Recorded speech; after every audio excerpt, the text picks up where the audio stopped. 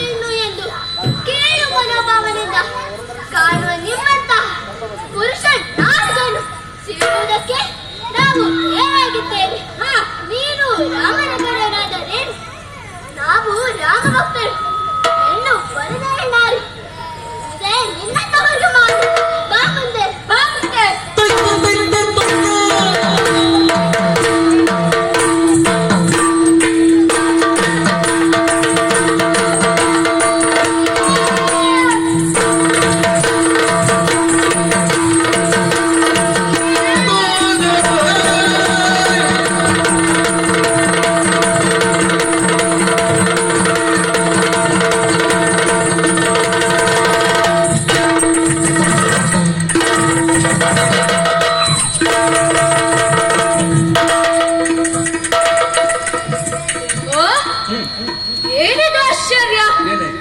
ಇಲ್ಲಿನಿಂದ ಬಾಣವು ಮುಂದೆ ಹೋಗುತ್ತಿಲ್ಲವಲ್ಲ.